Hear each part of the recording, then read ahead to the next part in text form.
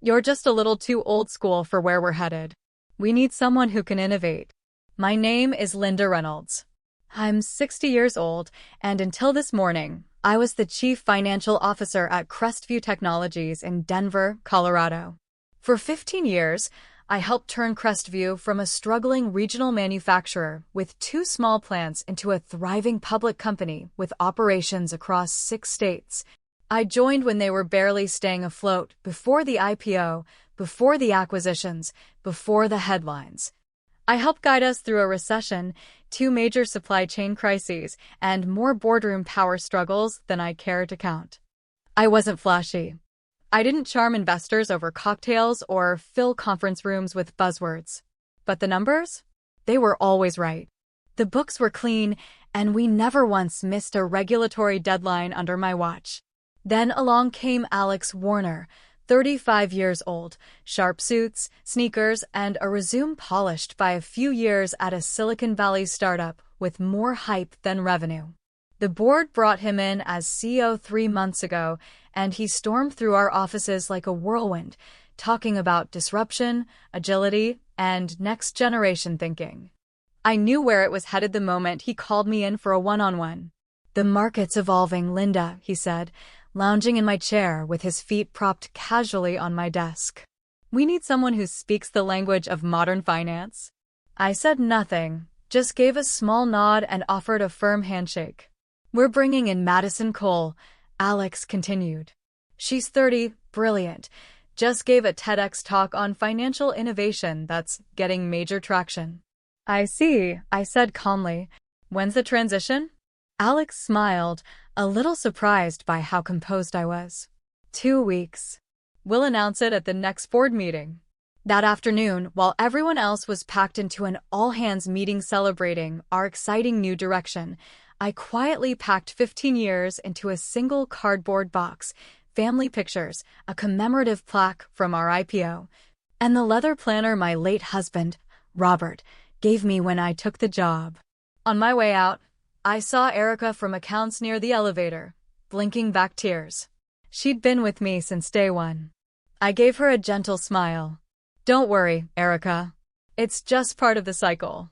What I didn't tell her was that I had spent the last 6 months quietly documenting a string of suspicious transactions that had started showing up shortly after Alex arrived, and had only increased after he announced Madison's upcoming arrival.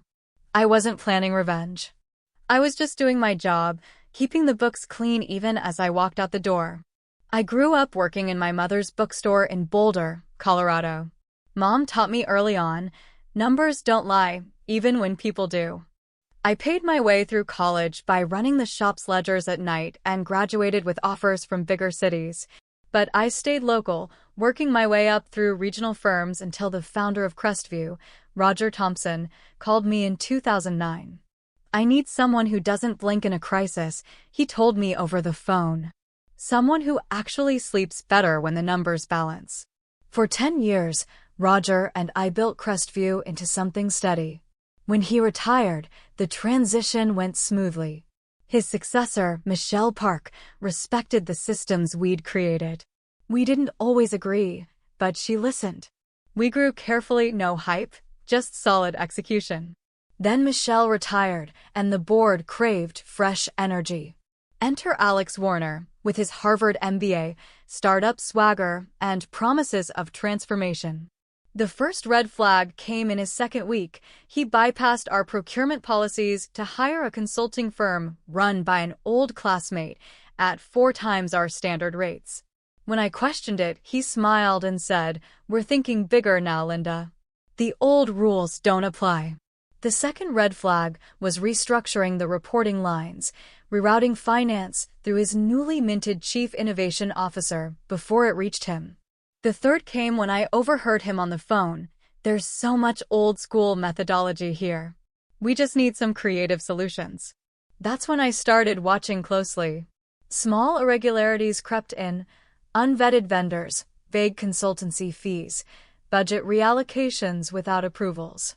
My team noticed too. Peter from Internal Audit approached me one evening. "Linda, something's off in the capital expense reports," he whispered. "The numbers don't line up." Document everything, I told him. Stick to the facts. Robert used to tell me to raise hell, to call it out in a boardroom. But after losing him to cancer 3 years ago, I'd learned patience. So, I quietly gathered evidence, suspicious transactions, vendor trails, inflated contracts, all pointing to a shell company called Horizon Innovations, registered just a few days before Alex was announced as CEO. I didn't go public. That wasn't my style. Instead, I did what I always did, let the numbers tell the story.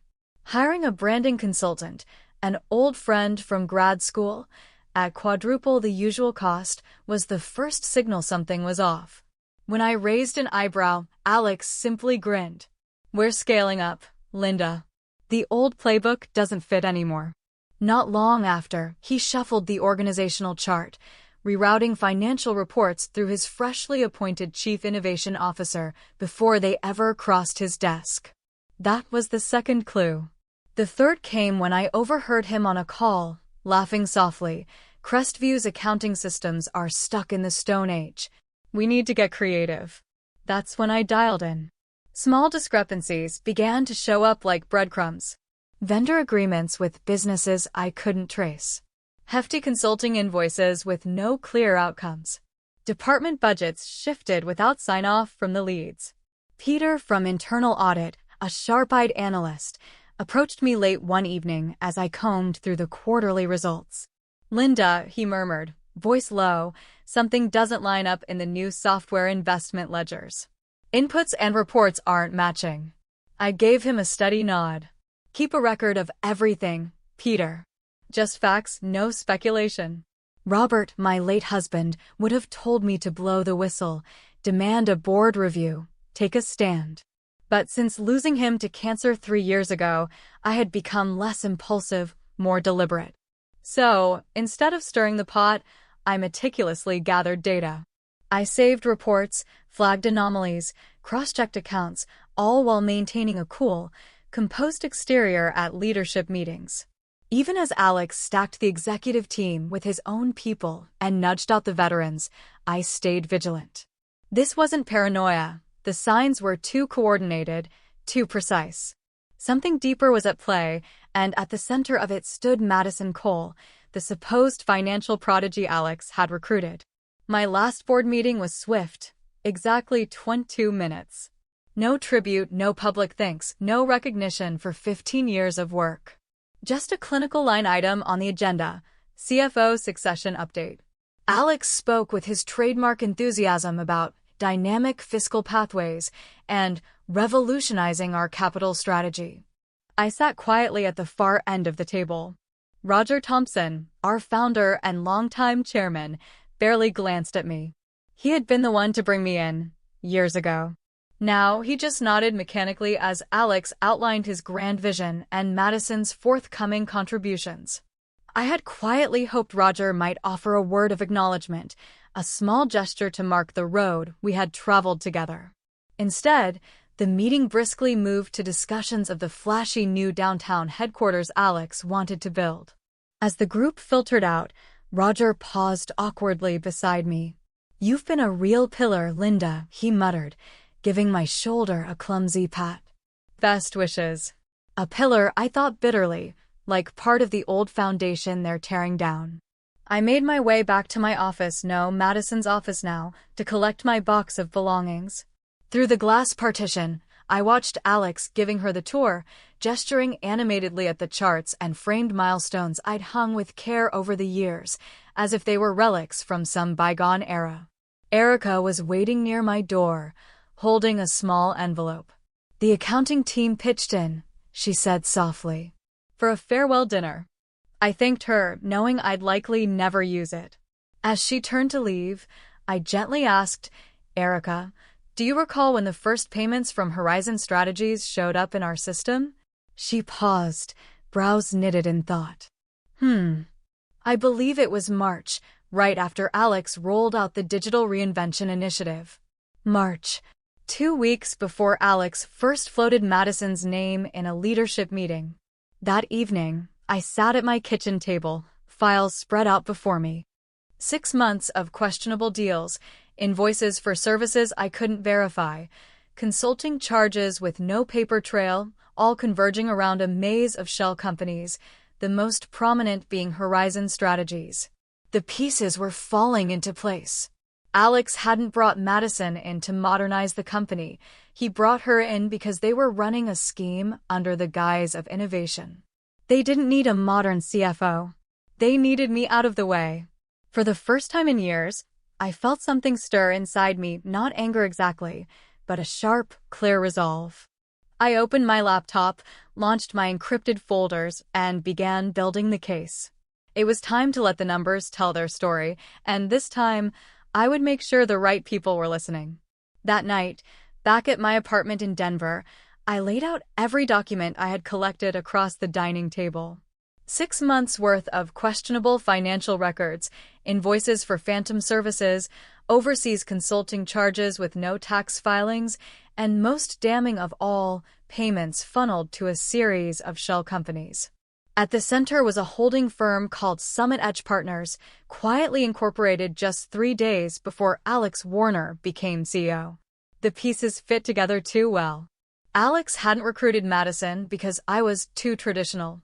He'd brought her in because they had engineered a siphoning scheme, rerouting Crestview's funds through bogus vendors under the cover of digital upgrades and innovation jargon that nobody dared challenge.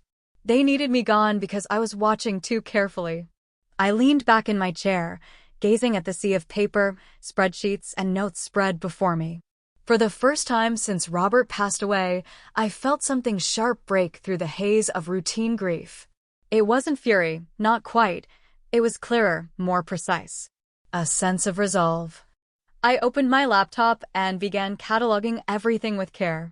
Timelines, bank trails, internal memos. I wasn't planning a dramatic confrontation. No fiery speech at a board meeting, no frantic calls to the media. That wasn't who I was. My plan was simpler. Let the evidence speak and make sure the right people were positioned to hear it. A week after leaving Crestview, I decided to contact Roger Thompson directly. He had been cool at my farewell, but once, long ago, he had been a man of principle. Maybe he still was. I called his office and left a brief message with his assistant. I'd like to discuss some concerning patterns I observed before my departure. Nothing urgent, just worth a quiet review. The next afternoon, Roger returned my call.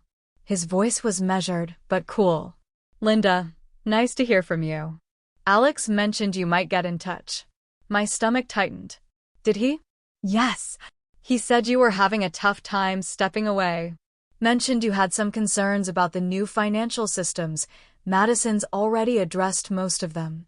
Roger, the irregularities I've found began well before Madison's arrival. They're significant." There was a pause, just the faintest hesitation. "Then, Linda, I know this transition hasn't been easy. 15 years is a long tenure, but the board fully supports Alex's direction. And Madison has already improved many of the processes you flagged as concerns." I opened my mouth, but Roger's tone shifted abruptly. "I'm afraid I have another call coming in. Perhaps we can catch up at the holiday gala. I believe Alex was generous enough to leave you on the invitation list." Generous. Considering what? I wanted to ask, but the line went dead. The following morning, an email arrived from Crestview's legal department. The message was polished, cautious, and unmistakably threatening. "Any public claims of misconduct without incontrovertible proof," it said, "could constitute defamation." They gently reminded me of the confidentiality clauses in my exit agreement. They were closing ranks. Clearly, Alex had anticipated I might sniff around and had salted the ground ahead of me. I knew I needed another route. Peter from Audit had worked by my side for nearly a decade. If anyone had sensed the cracks in the wall, it would be him. We met in a quiet diner on the edge of town. Peter looked tense, his eyes flicking nervously toward the windows. "They promoted me," he blurted, even before I sat down. "New role, big salary bump. I now report straight to Madison." "Congratulations," I said evenly. "How's it going so far?" Peter hesitated, then lowered his voice. Linda, things are different. New protocols, new systems. It's not just reporting lines they changed, it's everything underneath. I gave him a measured look. Are you okay? Peter stared into his coffee, voice barely audible. I can't. I mean, I've got a mortgage, kids in college. They've got everyone watching their backs. I reached across, giving his hand a brief, reassuring squeeze. Take care of your family, Peter. That matters. As he hurried away, a knot of determination tightened in my chest. The board wouldn't listen. My team was silenced or absorbed. And they were already planting doubts about my competence and reputation. But what they hadn't counted on was that I still had access to the old system backups, and I wasn't done yet.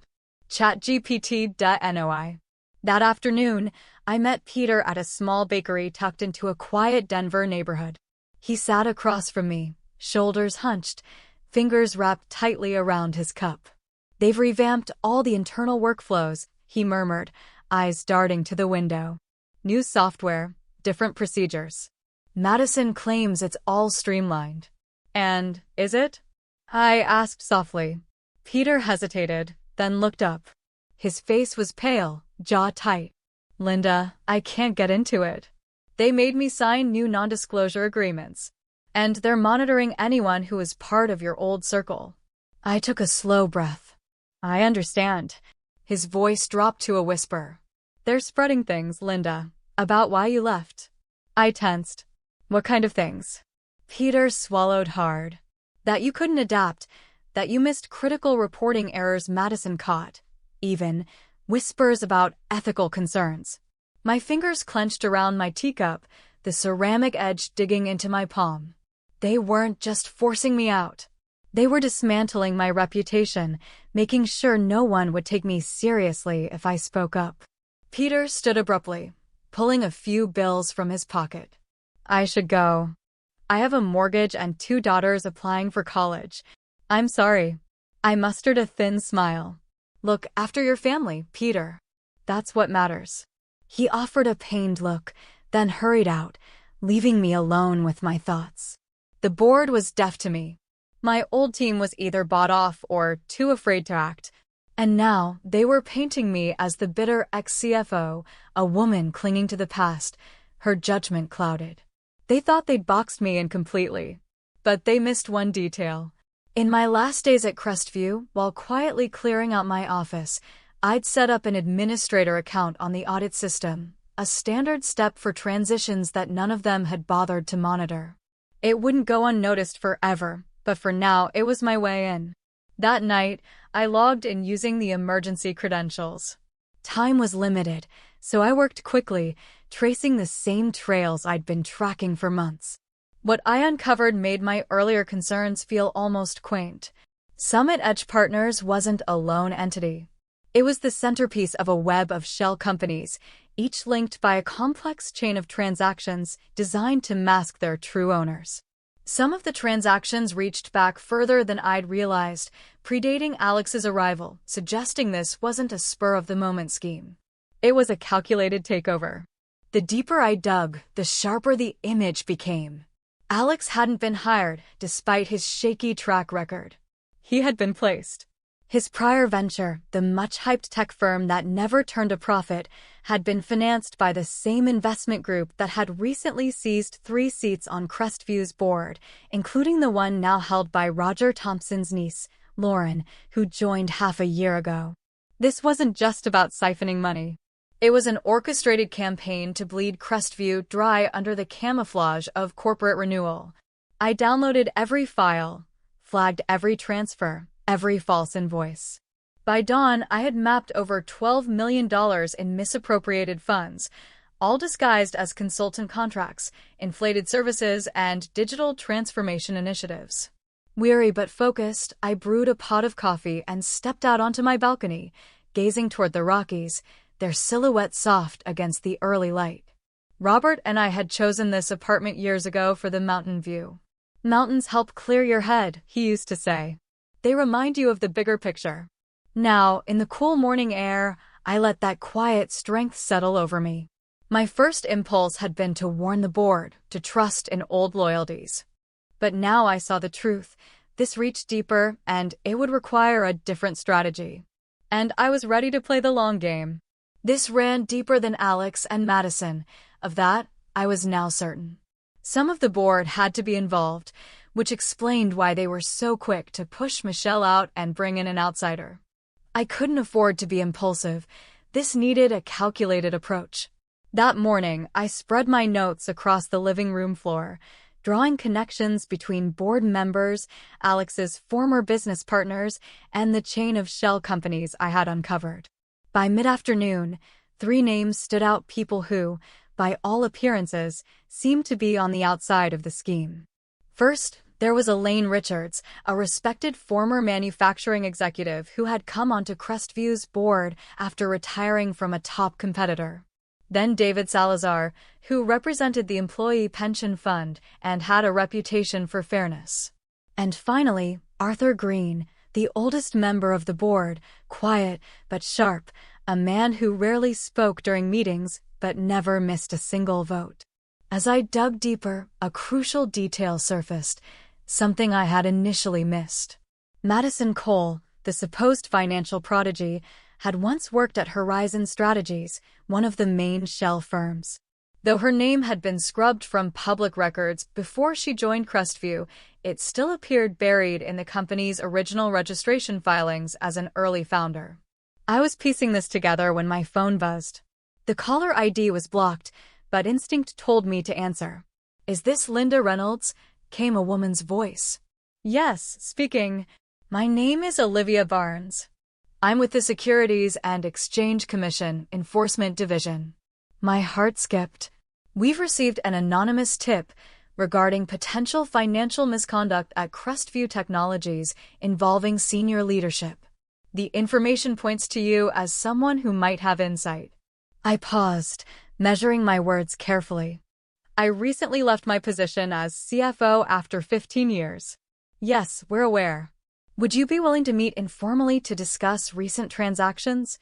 "Who else knows you're calling?" I asked. "No one outside my immediate team," she replied. "This is an early-stage inquiry, not a formal investigation."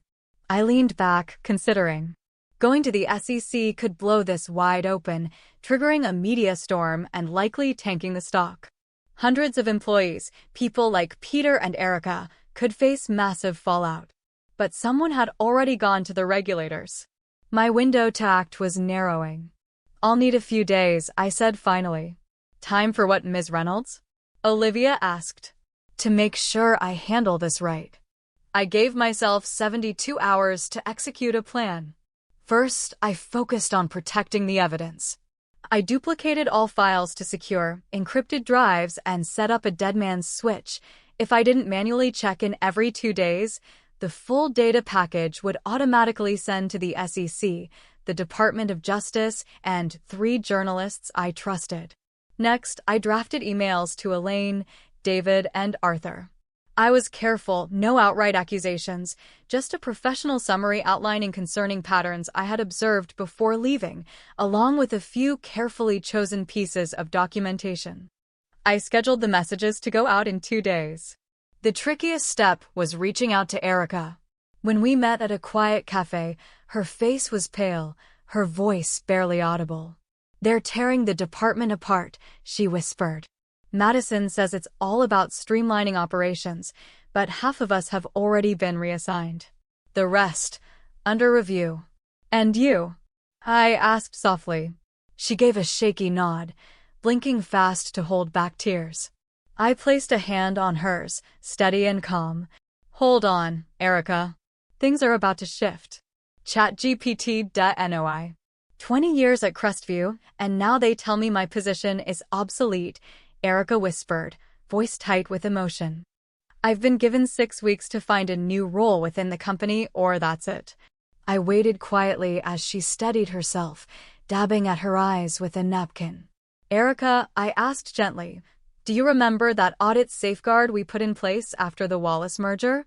The one with the alternate verification route?" She furrowed her brow, thinking, and then her expression changed as realization dawned. You mean the dual audit log, the system that automatically mirrors any transaction over $50,000 to the secure server? That's the one, I confirmed softly. Is it still active? As far as I know, yes, she nodded. It's embedded into the architecture. Madison's team would have to deliberately search it out to disable it. A wave of relief swept through me. And right now, who can see those logs? Just senior audit leads. And Madison, of course, as CFO. What about off-site archiving? Are backups still being sent to Iron Ridge on the 1st of each month? Erica paused, then nodded. That's automated. The October transfer would have happened last week. Perfect. Even if Alex and Madison figured out what I was doing and tried to tamper with records, the originals were already locked away off-site. Erica, I'm about to ask something important, I said, sliding a sealed envelope across the table. Inside is a formal report outlining specific financial concerns, only things you would reasonably have access to in your position. As a senior accounting manager, you're required to submit these kinds of concerns to the audit team. And if you do, they're legally barred from retaliating without triggering whistleblower protections. Her hands trembled slightly as she took the envelope. Is that why they're really pushing me out? She asked quietly. Because I might stumble onto this? Most likely, I answered gently. If you file this, it creates an official record they can't ignore. Internal audit will be forced to launch a formal inquiry, and it will line up with everything I've documented independently. Erica drew a deep breath and squared her shoulders. Tomorrow morning? That would be perfect. On the way home, I made 2 critical stops. First, to a local notary where I signed and certified a sworn statement detailing everything I had uncovered. Then, to my attorney's office, where I left a sealed envelope with instructions to be opened if anything happened to me. That evening, a text buzzed on my phone from Peter. Madison asking a lot about old audit logs. Looks rattled. Be careful. They were beginning to catch on. They had been so busy trying to erase me they hadn't stopped to consider what evidence I might have already safeguarded. The final pieces were in place. Now it was just a matter of waiting. 6 weeks after my departure, the storm finally hit. Erica's official complaint reached Madison's desk the same morning my carefully crafted emails landed in the inboxes of Elaine, David, and Arthur. By noon, Elaine had invoked her authority as head of the audit committee and called an emergency board session. I wasn't there, of course, but Erica kept me updated throughout the day via text. Board in session. Alex pale as a ghost. Madison pulled into side meeting with legal. External auditors just arrived, taking over the main conference room. By nightfall, the news was circulating through the company. Crestview was under internal investigation for financial misconduct. Every executive brought in during Alex's leadership was placed on immediate administrative leave pending a full forensic review. I powered off my phone and stepped outside, strolling slowly along the park trail near my building. The city lights flickered in the distance, casting reflections on the lake. For the first time in a long while, I felt the tension begin to lift from my shoulders. The following morning, my phone lit up with missed calls. 3 numbers. 3 voices I no longer owed answers. My phone blinked with 3 missed calls: Roger Thompson, Alex Warner, and Lauren Carter. I didn't return any of them, but when Arthur Green's name flashed on the screen, I answered. Linda. Arthur's voice was raspy, steady. 20 years of spotless records. No scandals, no restatements, no missed audits. I should have raised my voice when they eased you out. You're speaking up now, Arthur, I replied quietly. That's what counts. The board made me interim chair while we work through this, Arthur continued. Roger and Lauren have stepped down, along with 2 others. Alex and Madison are officially terminated, for cause. I remained silent. We'd like you back, Linda. Just for a while, to assist the forensic team and help restore stability. I looked out at the Rocky Mountains, the peaks glowing pink in the late sun. I'll assist with the investigation, I said at last. But I'm not returning for good. May I ask why? Arthur sounded genuinely curious. Because Crestview deserves someone ready to drive innovation, I replied with a small, knowing smile. And, well, I've always been a bit old-fashioned. 3 months later, I sat on the deck of my cabin outside Estes Park, Colorado, watching the sun dip behind the jagged ridges. The place wasn't huge, 2 bedrooms and a snug office, but the breathtaking mountain view made it feel like a palace. The investigation at Crestview confirmed exactly what I had feared, a calculated scheme to bleed the company dry through fake deals and inflated costs. Alex, Madison, and several board members now faced criminal charges for securities fraud and conspiracy. I had spent 6 weeks helping the forensic team unravel the deception before selling my Denver home and moving to the mountains Robert and I had once dreamed of retiring to. Crestview's settlement for my consulting work had been more than fair, enough to buy the cabin outright, with a comfortable cushion left over. I'd been clear with Arthur. No public statements, no press appearances, no triumphant return. That was never my way. A soft buzz interrupted my thoughts. A text from Erica popped onto the screen. Promoted to Director of Accounting. The new CEO's committed to rebuilding the team the right way. I smiled and tapped back a reply, well deserved. And remember, always keep a parallel audit trail. Yesterday, my lawyer called with an update. The SEC had closed its investigation after Crestview agreed to sweeping governance reforms and financial penalties that shielded employees and shareholders. It was the best possible ending. As twilight settled across the mountains, I opened the worn leather journal Robert had given me years ago.